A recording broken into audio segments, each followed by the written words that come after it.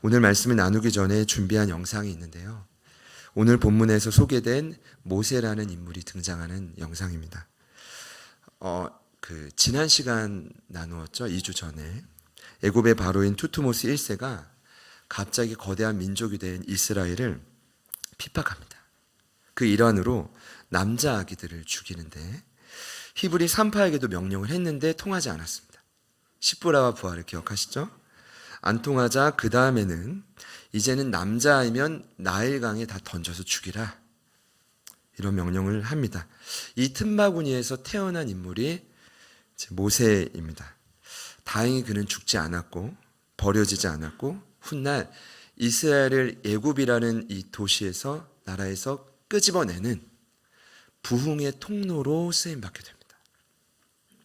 오늘 그 내용을 나눌 텐데, 준비한 영상을 보시면 그 아기 모세가 어떻게 살아났는지를 확인할 수 있습니다. 잠시 영상을 보시겠습니다.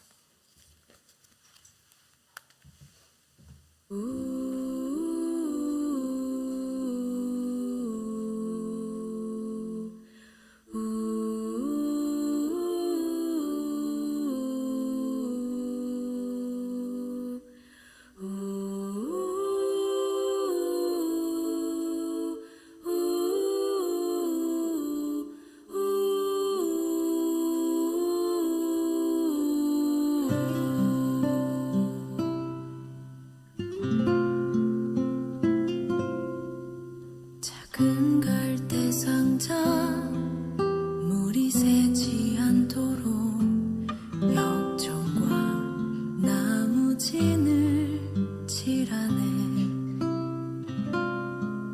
어떤 맘이었을까 그녀의 두 눈엔 눈물이 흐르고 흘러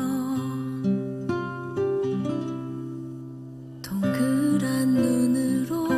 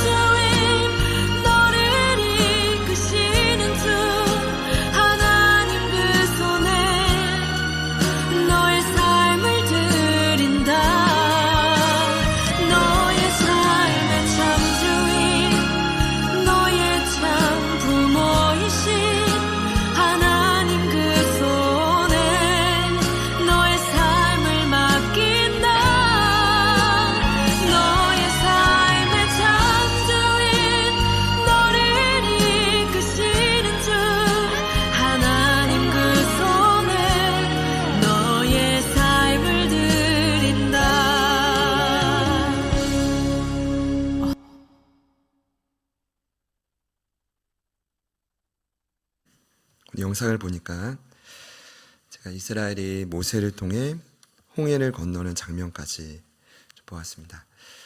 그 예굽에서 나오는 출애굽을 경험한 것인데, 저희가 일전에 출애굽을 엑소도스라고 표현했죠.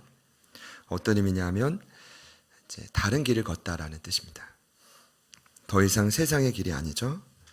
누구나 쉽게 갈 수 있는 넓은 길이 아니라 하나님의 자녀로서 하나님의 뜻에 순종하는 좁은 길을 선택하는 것입니다.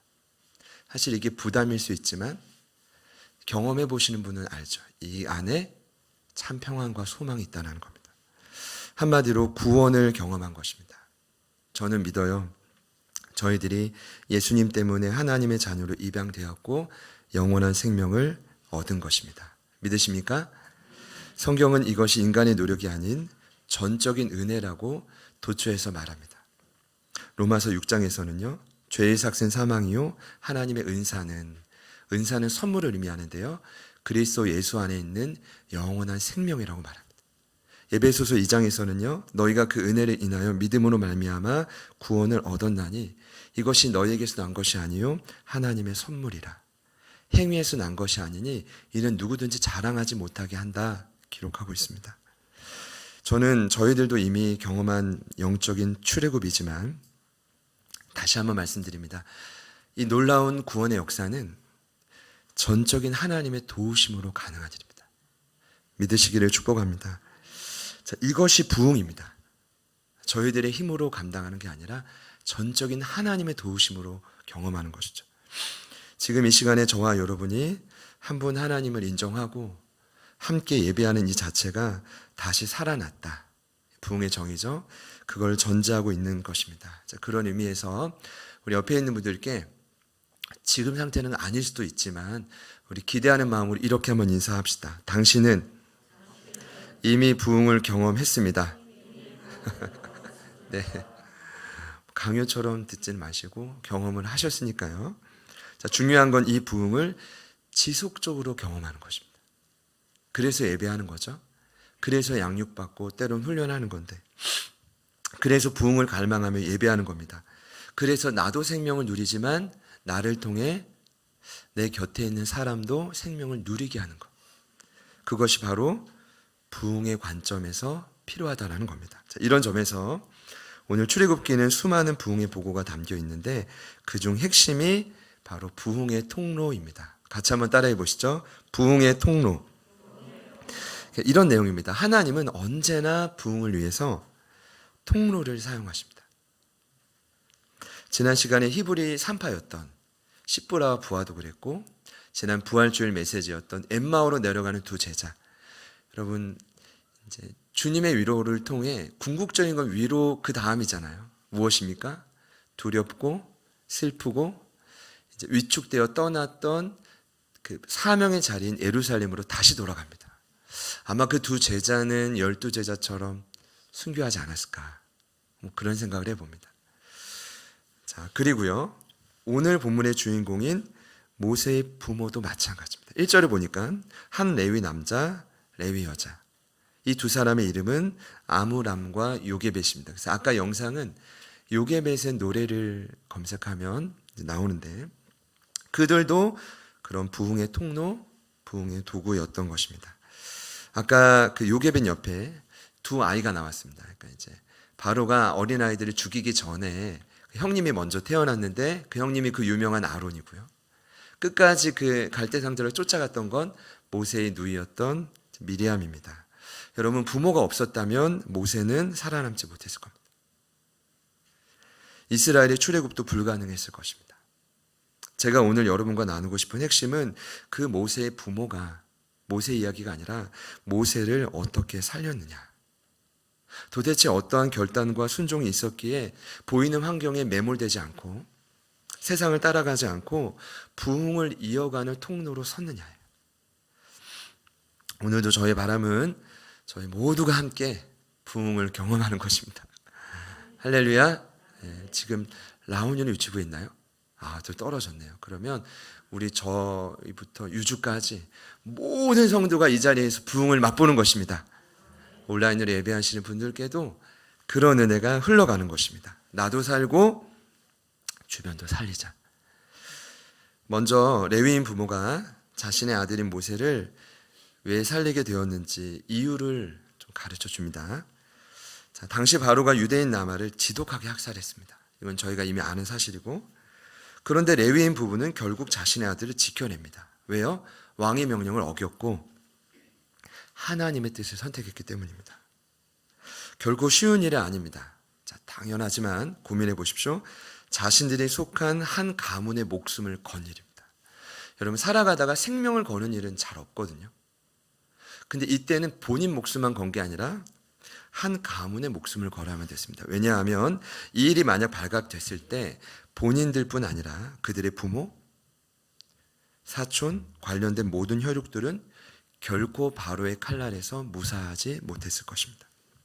그럼에도 성경은 부모가 이러한 선택을 한 이유를 가르쳐 줍니다. 2절 말씀에 나와 있는데요. 아이가 굉장히 단순한 이유입니다. 잘생긴 것을 보았기 때문입니다. 옆에 있는 분들께 한번 축복합시다. 참 잘생기셨네요. 네, 그렇습니다. 이게 이제 여러분 지금 웃는 이유가 아마 아닌데 근데 말씀을 들으시면 이게 될 겁니다. 왜냐하면 2절에 보니까요. 그 여자가 임신하여 아들을 낳으니 그가 잘생긴 것을 보고 석 달 동안 그를 숨겼다고 합니다. 거기 보면 분명히 아이가 잘생긴 것을 보고 숨겼다. 자, 그렇다면 모세가 다른 남자아이들과 달리 너무 빼어난 미모라 살아난 겁니까? 그래서 살린 겁니까? 아니면 부모의 눈이니까 그저 이뻐 보였다는 뜻일까요? 특별히 이 이해를 돕기 위해 히브리서 기자는 신약 성경에서 믿음의 부모가 모세의 아름다움을 보았다라고 말하고 있습니다. 히브리서 11장 23절입니다. 믿음으로 모세가 낳았을 때에 그 부모가 아름다운 아이임을 보았고 석 달 동안 숨겨 왕의 명령을 무서워하지 않았다. 여기서는 잘생겼다고 하지 않고 아름다운 아이다. 자, 잘생겼다. 출애굽기에서, 히브리서에서는 아름답다. 자, 둘 다 원 의미를 표현하지 잘 못하고 있습니다. 이 표현의 원 의미는 정말 이 겉모습이 잘생겼다는 의미일까요? 정말 내 자녀라 처음 낳았을 때 아무리 피부가 쭈글거려도 원래의 얼굴이 외모가 나오지 않아도 그냥 그 자체로 아름다웠다는 뜻일까요? 그런 의미가 아닙니다. 여기 잘생겼다라는 뜻은 그 갓난아이의 모습을 통해 하나님의 형상을 발견했다는 뜻입니다. 그 자녀가 하나님의 형상대로 지음받아서 이미 이 땅을 살아갈 때 위대한 하나님의 초대를 받아 그분의 통로로 쓰임받을 소중한 존재라는 걸 깨달았다는 뜻입니다. 이해되시죠? 창세기 1장 26절과 28절을 보면 하나님이 최초 인간을 만들 때 형상과 모습대로 지었다고 합니다. 겉모습이 아닙니다. 저희의 이 겉모습이 하나님을 닮은 게 아니라 이미 여러 번 설명을 들으셨겠지만 하나님의 보이지 않는 유전자, 그 내적인 성품을 인간에게 다 부여한 겁니다. 왜 다 부여하셨죠? 왜 다 허락하셨습니까? 인간을 로봇처럼 부려먹기 위해서가 아니라 그들을 통해서 부흥을 도구를 통해서 이 땅을 통치하게 만들기 위함입니다. 어떻게 해요? 자신의 거룩한 형상을 닮은 사람들을 계속 생육하고 번성해서 충만해져라. 네. 아까도 일부 예배 후에 또 성현 씨가 가는데 이야기를 들을지 모르겠지만 제가 계속 물어보고 있어요. 그 자매 잘 만나고 있지? 잘 만나고 있지? 왜냐하면 청년들이 뭔가 이 결혼에 대한 두려움이 많이 크더라고요. 근데 저는 이제 아주 그걸 강조하는 편입니다. 왜냐하면 생육하고 번성하여 당신을 닮은 거룩한 세대가, 아니 더 나은 세대가 충만해져야 되기 때문이죠. 네. 이걸 보고 저를 욕할 수 있지만 성경의 명령이니까요. 그리고 또 그들이 정복해야 되고 멋지게 이 땅을 다스려 가야 됩니다. 조금 전 영상에 이런 가사가 있었습니다. 너의 삶의 참 주인, 너의 참 부모이신 하나님 두 손에 너의 삶을 맡긴다. 그러니까 부모 안에 비록 갓난아기지만 이 아이의 주인이 내가 아니라 살아계신 하나님이다라는 믿음이 있었던 것입니다. 그러니 살릴 수밖에 없었던 것입니다. 그러니 비록 눈에 보이는 바로가 죽이라 해도 그 왕의 명령을 무서워하지 않고 진짜 왕이신 하나님의 명령을 두려워했던 것입니다. 아이의 주인이 부모인 자신들이 아니라 하나님이라는 걸 그 레위인 부부는 알았기 때문입니다. 오늘 저희도 이 고백을 할 수 있기를 소망합니다. 여러분 가정에 자녀들이 있죠? 후손들이 있을 겁니다. 그 자녀의 참 주인은 제가 이 시간 선포합니다. 하나님이십니다. 믿으십니까? 여러분 또 당연하지만 자녀들의 부모인 저희들도 저희들의 삶의 주인도 동일하게 하나님이시죠. 그러니 하나님만 경외해야 합니다. 그러니 저희는 다른 걸 의지하고 다른 것으로 공허한 마음을 채우는 게 아니라 하나님의 뜻을 따라가야 되는 것입니다. 믿으시는 분들만 아멘 해보시죠.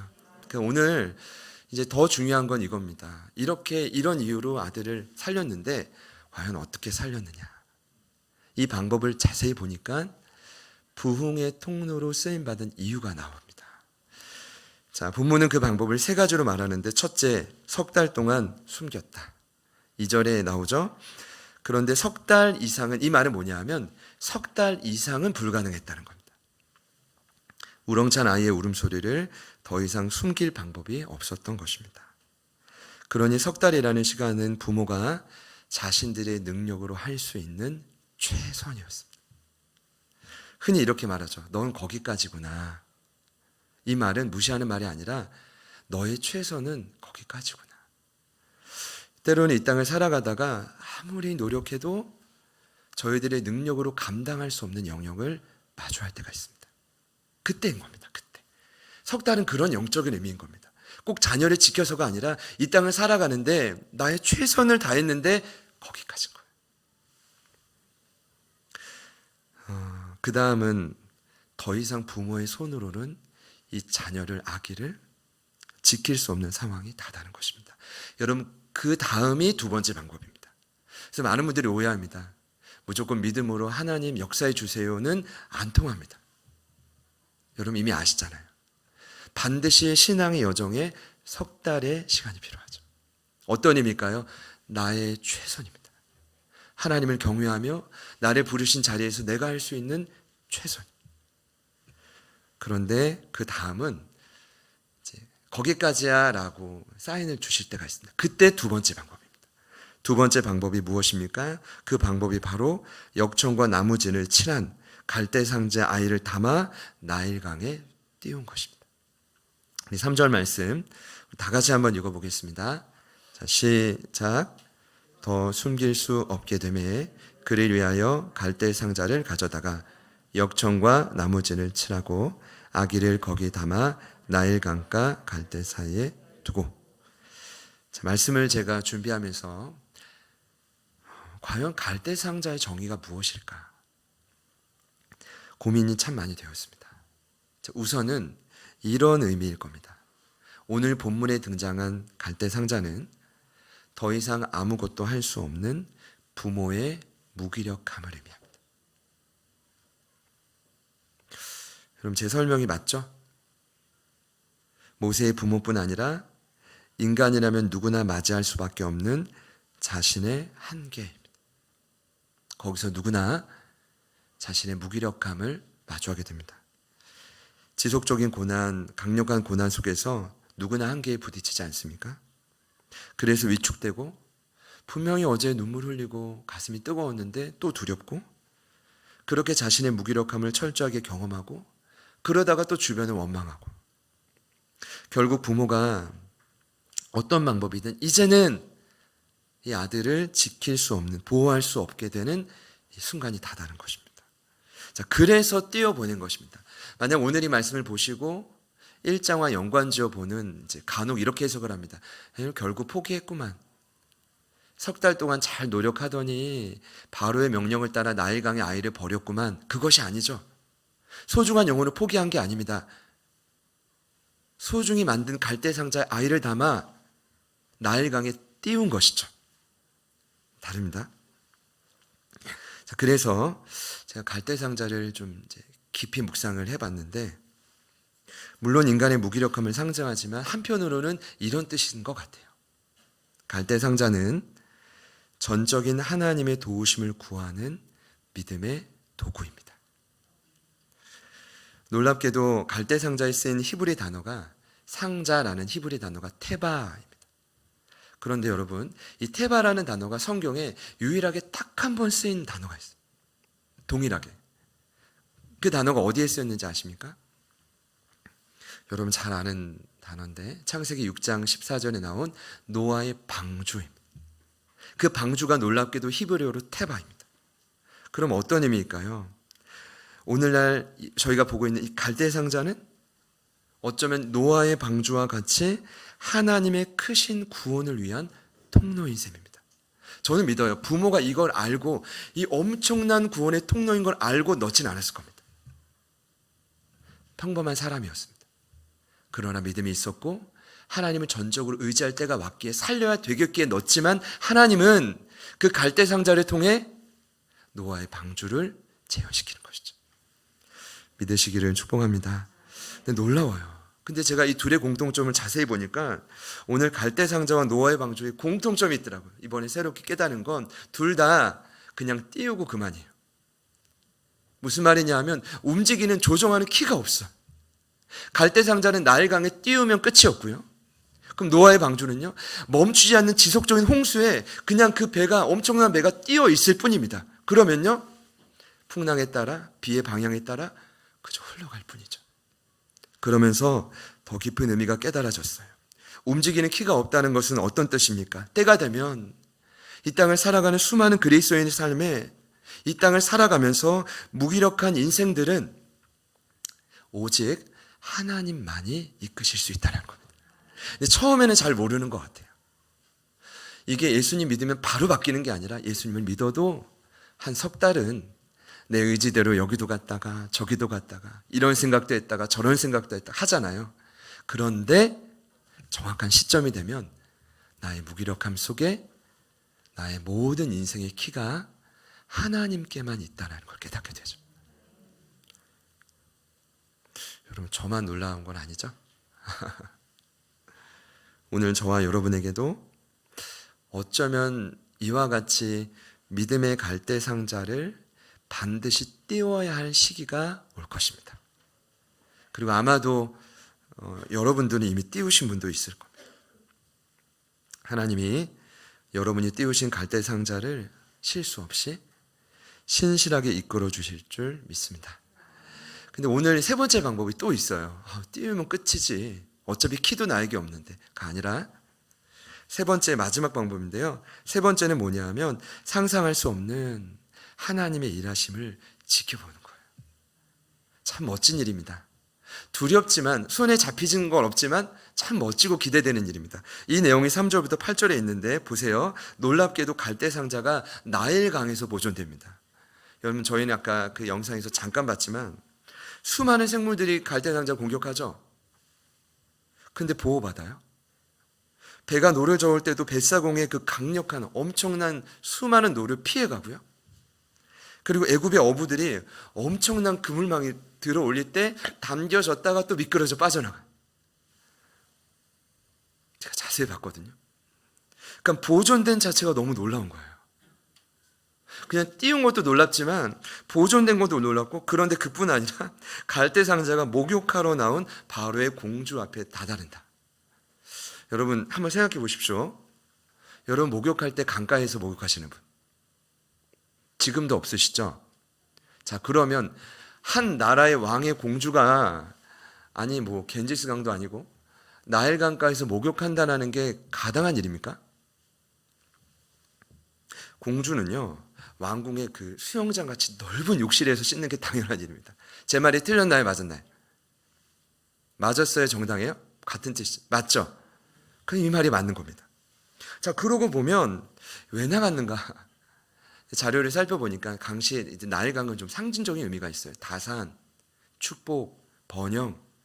그러니 상징적인 의미로 제의적인 일환으로 1년에 공주가 이제 대표해서 한두 번 목욕을 했다라고 합니다. 근데 놀라운 건 바로 그때 갈대상자를 만난 것입니다.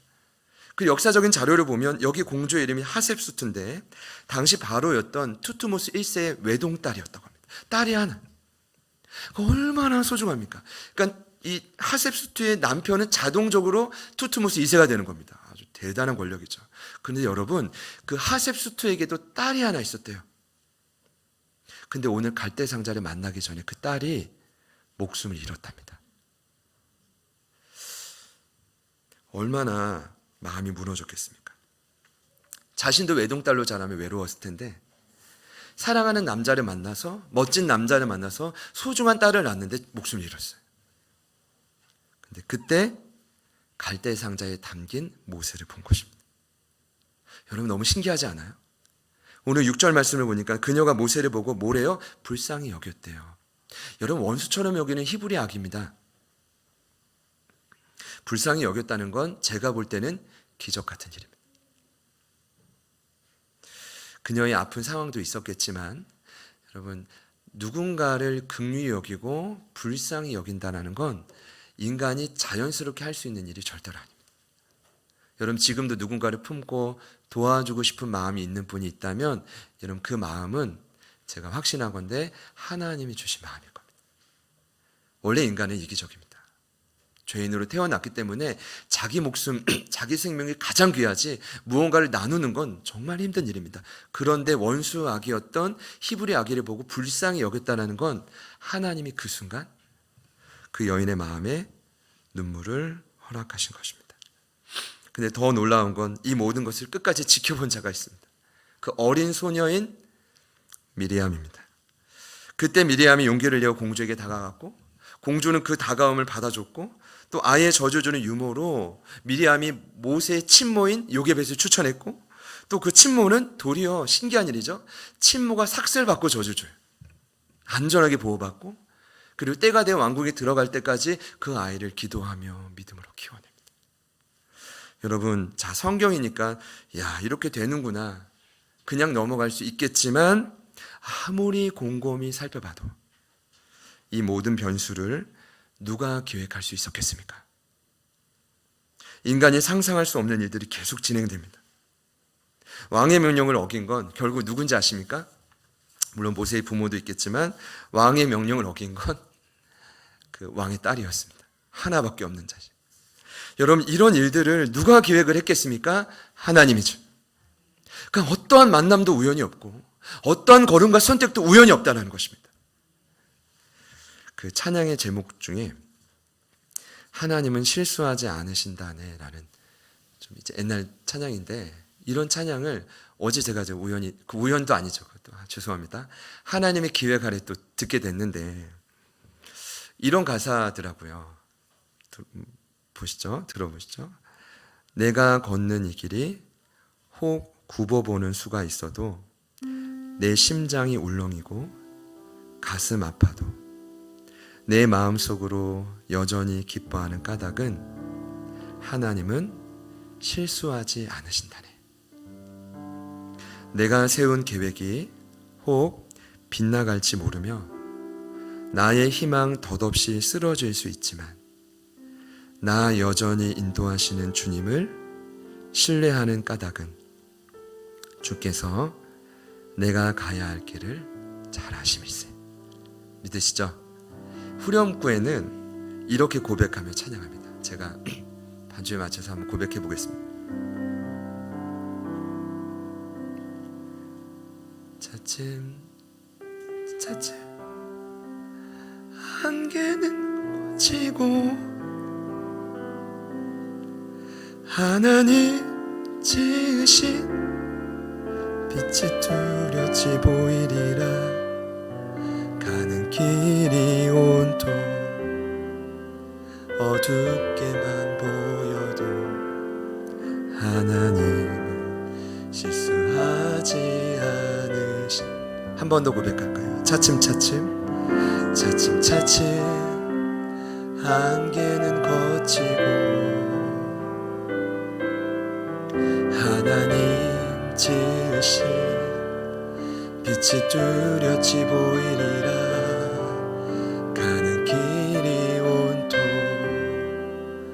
어둡게만 보여도 하나님은 실수하지 않으신.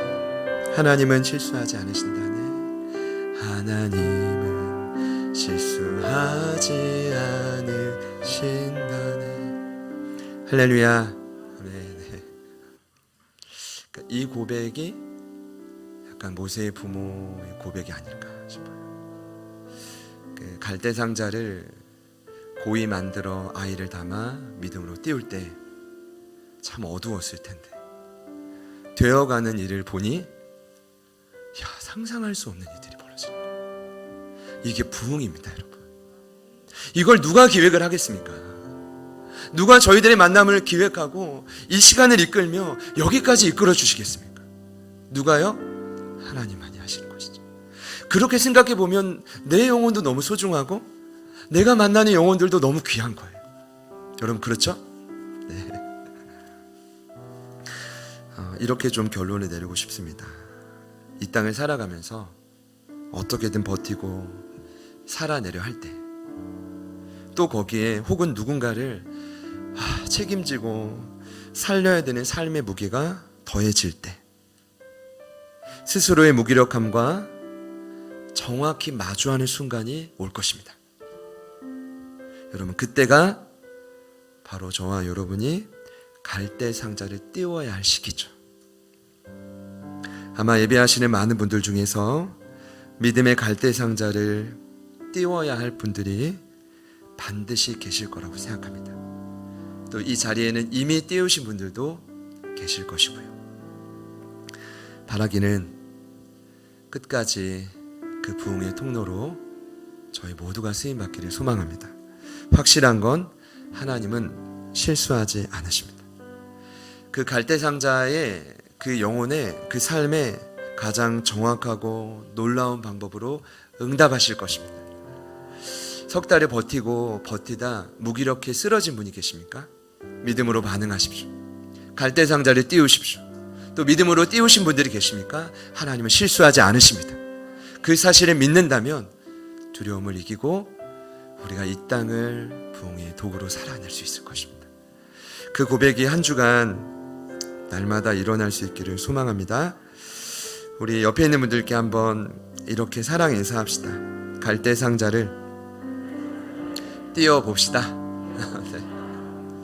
한 번 더요. 하나님은 실수하지 않으십니다. 우리 아까 처음에 했던 인사인데요, 이번에는 진심이 될 것 같아요. 당신은 참 아름다우십니다. 겉모습도 그렇지만 하나님의 형상이기 때문입니다. 우리 모세의 부모 그 믿음을 상상하면서 같이 한번 찬양하시고 기도하기 원합니다.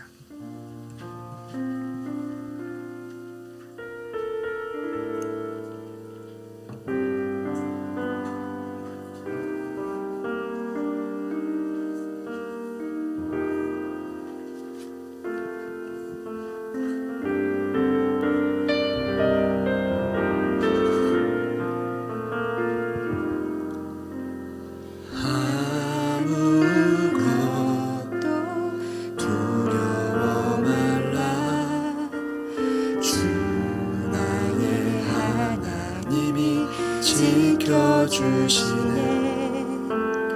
놀라지 마라, 겁내지 마라. 주님 나를 지켜주시네. 아무것도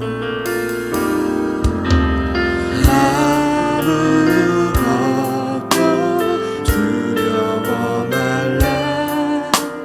주 나의 하나님이 지켜주시네. 놀라지 마라, 겁내지 마라. 주님 나를 지켜주시네. 내 맘이 힘에 겨워 지칠지라도 주님 나를 지켜주시네.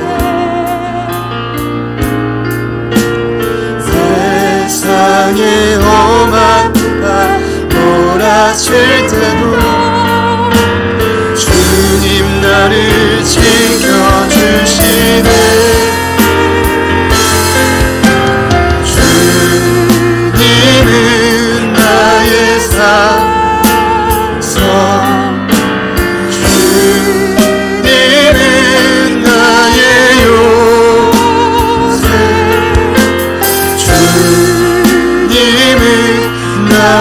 소망 나의 힘이 되신 내 맘이 힘에 겨워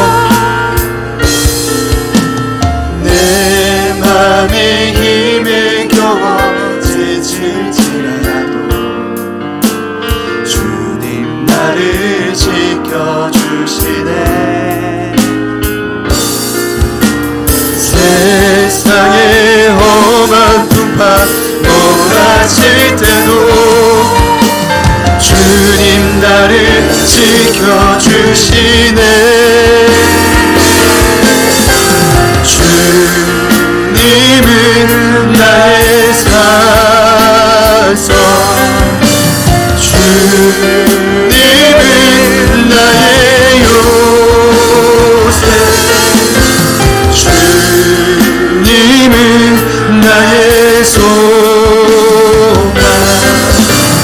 나의 힘이 되시며 주님은 나의 산성 주님은 나의 산성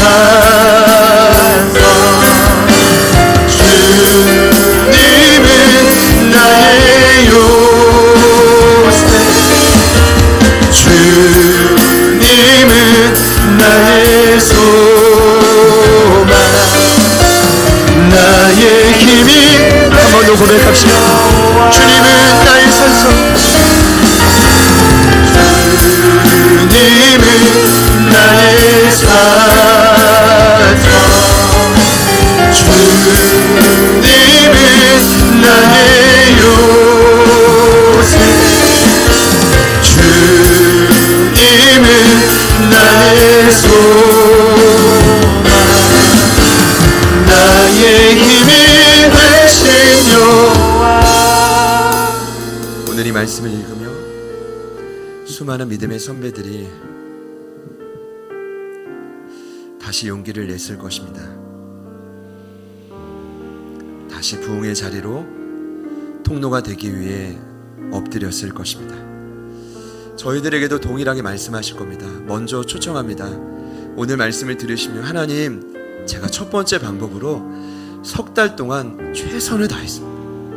그러나 지금 내가 처한 상황은 무기력함, 내 능력으로는 더 이상 아무것도 할 수 없는 상황에 처했습니다.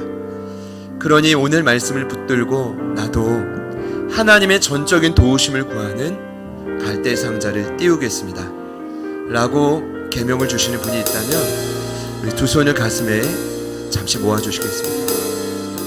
또 한번 초청합니다. 오늘 말씀을 들으시면 나는 이미 믿음의 갈대 상자를 띄웠는데, 그리고 하나님의 이끄심을 구하고 있는데, 그럼에도 이 시간이 길어지고 상황이 녹록지 않으면 하나님이 정말 살아계신가, 하나님이 실수한 것이 아닌가 라고 생각되는 분이 있습니까? 자, 그럼에도 불구하고 하나님은 실수하지 않으신다. 반드시 나의 삶에도 내가 상상할 수 없는 놀랍고 기이한 일들을 기획하고 응답하실 것이다 믿고 결단하는 분이 있다면 동일하게 가슴에 손을 모아보시겠습니다. 그리고 우리 함께 기도하실 때 하나님, 우리에게 말씀해 주십시오. 또 우리에게 용기를 주십시오. 이 땅을 살아갈 담대함을 허락하여 주십시오. 우리 합심해서 우리 주님 이름 부르시고 같이 한번 기도합니다. 주님,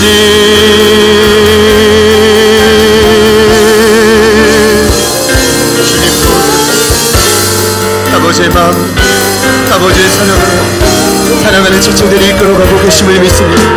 보이지 않는 공격이 있지, 수많은 방해와 엄청난 폭풍우가 있지, 그럼에도 불구하고 아버지 우리의 삶을 이끌고 계심을 믿습니다. 반드시 우리의 삶을 이끌어가고 계심을 믿습니다. 주님 도와주십시오. 주님 역사하여 주십시오. 하나님 결단하며 나아가는 모든 성도들은 하나님의 도우심과 능력을 체험하게 하여 주십시오. 하나님 무기력함 속 무너지고 넘어지고 쓰러진 그 자리에 갈대 상자를 띄우며 하나님의 전적인 도우심을 구하며 나아갑니다. 삶이 돌파되게 하소서. 삶이 열려지게 하소서. 하나님의 형통함을 경험하게 하여 주십시오. 주님 도와주십시오. 주님 도와주십시오. 하나님 응답을 기다립니다. 때로는 그 실수하고 하나님 넘어지고 때로는 스스로를 자책하고 쓰러진 자들이 있습니다. 다시 한번 완전하신 하나님, 그 하나님을 붙들고 나아가는 이 시간이 되게 하여 주십시오. 하나님 위로하여 주십시오. 하나님 격려하여 주십시오. 하나님 말씀하여 주십시오. 하나님 복의 통로가 되기 위하여 하나님 저희들을 그와 같은 자로 다시 한번 세워주십시오. 모세의 믿음의 분을 하나님 그 부모의 역사를 우리의 삶에도 부어주십시오. 주님 도와주십시오. 주님 도와주십시오. 아버지 도우소서.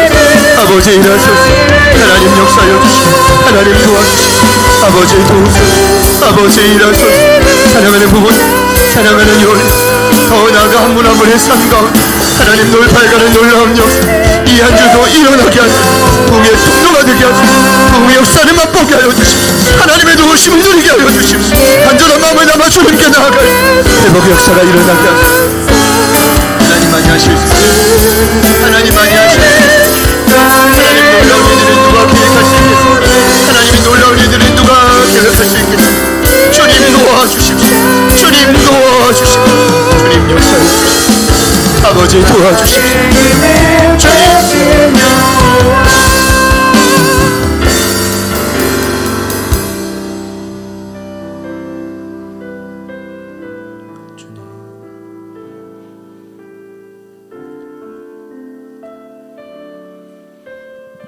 아버지, 성령님, 주님.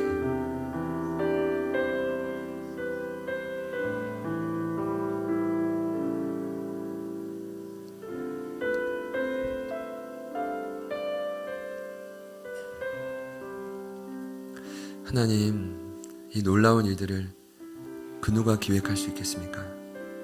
이 상상할 수도 없는 일들을 누가 계획할 수 있겠습니까? 우리의 삶의 참 주인 되신 하나님 한 분만 가능한 일이라 믿습니다. 삶의 여정 속에, 믿음의 여정 속에 거대한 문제 앞에서 무기력함 속에 쓰러진 영혼들이 있다면 이 시간 믿음으로 선포합니다. 하나님이 기뻐하시는 갈대 상자를 띄우게 하여 주십시오. 그리고 그 인생을 주님께서 전적으로 이끌어 주십시오. 하나님은 실수하지 않으시기 가장 적절하고 완벽한 방법으로 우리 모든 지체들에게, 가족들에게 응답하실 줄 믿습니다. 특별히 오늘 함께 예배하신 우리 귀한 부모님 강태용, 박순효 성도님, 존귀한 삶을 축복하셔서 하나님이 이끄시는 삶으로 남은 여생도 마음껏 사명을 따라 부흥의 통로가 되게 하여 주시옵소서. 그 눈물의 기도가, 눈물의 열심이 어떤 사단의 방해와 공격을 흔들리지 않고 이 한 주도 날마다 승리케 될 줄 믿습니다. 자손들의 삶에 더욱 복을 주시고 형통한 은혜가 일어나게 하여 주시옵소서. 오늘 함께한 우리 요올 양을 기억하시고 주신 은사와 비전을 따라 특별히 그 길을 걸어갑니다. 하나님께서 이 세상 가운데 우뚝 세우시되 거룩한 주의 일꾼이 되어 수많은 다음 세대를 주의 백성으로 세우는 부흥의 통로가 될 줄 믿습니다. 온라인으로 예배하는 모든 분들에게도 동일하게 말씀하시고 하나님 이 한 주도 말씀을 기억하며 갈대 상자를 띄우고 하나님의 응답을 기다리는 저희 모두가 되게 하여 주십시오. 이제는 우리 구주 예수 그리스도의 은혜와 하나님 아버지의 변함없는 신실하신 사랑하심과 성령님의 내주 충만 교통 위로하심의 역사가 모세의 부모를 떠올립니다. 우리의 삶의 참된 주인 되신 하나님의 명령을 따릅니다. 그리고 이제 믿음으로 전적으로 반응하겠습니다. 다시금 마음속 깊이 다짐하고 결단하며 나아가는 오늘 2부 예배에 참여하신 소중한 영혼들 머리 위에, 그리고 저희들을 통해 회복될 모든 삶의 터전 위에 지금부터 영원토록 함께 하시기를 간절히 축원하옵나이다. 아멘.